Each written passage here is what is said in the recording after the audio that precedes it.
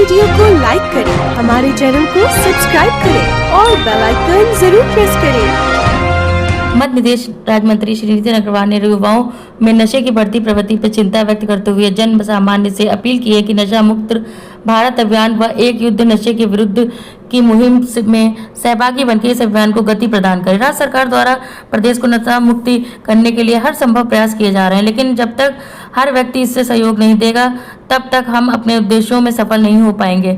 जब हमारा समाज पूर्ण रूप से नशा मुक्त होगा तभी नैतिकता, सामाजिकता, मूल्य और आदर्श प्रतिमानों के सिद्धांतों के साथ हम पूर्ण विकसित राष्ट्र बनाने का सपना साकार। जो सबसे प्रगतिशील राज्य रहा है, एक राज्य जिसने कई मिसालें कायम करी हैं, आज वो राज्य पूरी तरीके से नशे की चपेट में है। उस राज्य के लगभग मैं समझता हूँ 90% से ज्यादा नौजवानों को नशे की लत पड़ गई है और उस राज्य ने अपनी अर्थव्यवस्था को पूरी तरीके से समाप्त कर दिया है।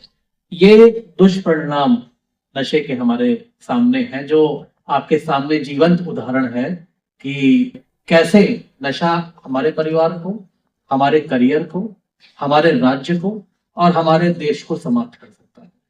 मैं तो विभाग से ये कहूंगा, अभी हम लोगों ने कुछ दिन पहले बनारस में काशी विद्यापीठ में कार्यक्रम किया था, जब हम एंटी टोबैको डे को हम मना रहे थे। मैंने उस वक्त विभाग के अधिकारी गणों से कहा था कि हम ऐसे ही क्योंकि हमने शुरुआत इसकी हम लोगों ने बनारस से करी, क्योंकि प्रधानमंत्री जी का संसदीय क्षेत्र है और प्रधानमंत्री जी का हमेशा एक बहुत बड़ा अभियान नशे के विरोध में उनका चलता है। उन्होंने गांधी जयंती के अवसर पर इससे आज देखते आज नौजवान कहाँ से कहाँ पहुंच गया है।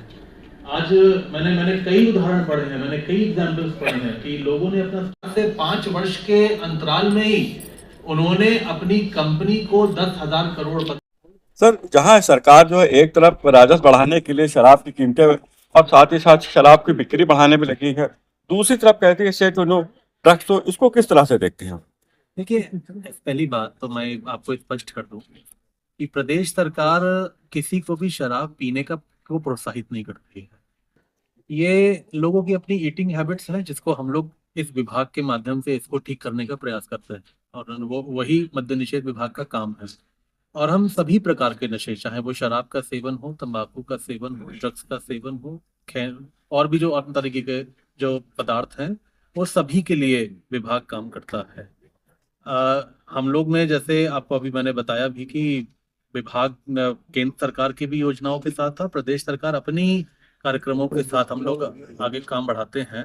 तो हमारा मेन फोकस यही है कि हम कैसे प्रदेश में के नौजवानों को और किसी को भी जिनको नशे की लत है उसको हम नशे की उस लत से हटाएं, उसको उनको समाप्त करें नशे की लत को, और हम उनको और बेहतर इंसान बनाने में अपनी कोई एक भूमिका निभाएं। तो इन्हीं कार्यक्रमों के साथ हम लोग आगे काम कर रहे हैं। सर, नशा मुक्ति केंद्र जो हैं, जितने भी आपके हैं, वो एक्टिव तो है, लेकिन उनमें वो रिजल्ट नहीं आता है जो पिछले ये होता है कि भाई नशा मुक्ति केंद्र चल रहे हैं लेकिन वहां से लोग ऐसी छूट नहीं पा रहे हैं। इसके क्या खास वजह है? देखिए, मैं एक तो पहली चीज, जो नशा मुक्ति केंद्र चल रहे हैं हमारे यहाँ प्रदेश में, वो सभी एनजीओ के माध्यम से चल रहे हैं और हमारे पास डेटा भी अवेलेबल है, जो सरकारी डेटा है। और जो भी लोग जिनको जो हैबिचुअल हैं और जो जिनको रिहेबिलिटेशन की जरूरत है, वो नशा मुक्ति केंद्रों पे जाते हैं और कोई 15 दिन के अंदर, कोई 1 हफ्ते के अंदर, एक अलग अलग टाइम लिमिट्स हैं, तो उसमें उनको नशे से उनको मुक्ति मिलती है। उसी को हम रिहेबिलिटेशन सेंटर्स कहते हैं। वो लोग उनको मुक्ति मिलकर फिर उन्हें डिस्चार्ज किया जाता है। तो वो डेटा, वो तो हमारे पास एक पूरा डेटा अवेलेबल है कि कितने लोग गए और कितने लोगों को छूटा और कितने लोग वहां से निकले। तो निश्चित तौर पे देखिए, एनजीओ के माध्यम से हम लोग काम कर रहे हैं और हमारा प्रयास है कि हम लोग और भी योजनाओं को सीधे सरकारी तौर पे हम लोग उन योजनाओं को शुरू करें। ठीक है सर, धन्यवाद।